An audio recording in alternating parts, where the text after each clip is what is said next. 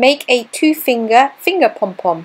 Get some string or some baker's twine and put it between the index finger and the middle finger. Only 2 fingers. And then start wrapping your yarn. So I like using the baker's twine for the middle because it's stronger. You can of course just use yarn, but the baker's twine means it won't rip.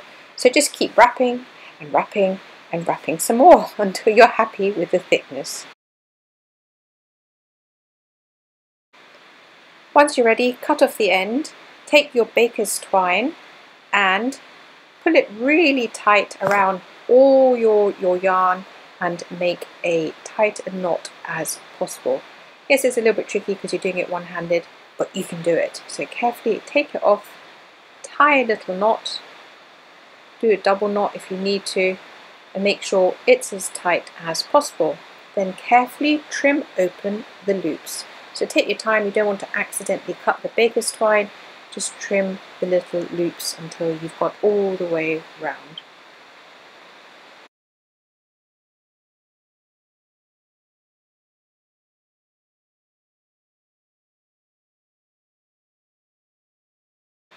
A finger pom-pom compared to using a pom-pom maker is never going to be super neat. It's always going to have some little bits that stick out. It's going to be a slightly bit more oval rather than round.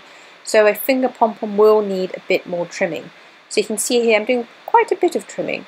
And if you feel bad about that, you can always keep the little bits and use them for stuffing. Oh, here comes the cat. Yes, the cat's very naughty and likes to join in.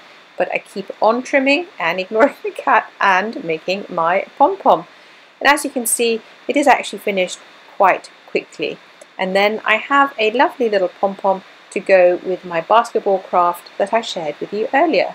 There you go. The cat loves it too. And that's how you make a finger pom-pom.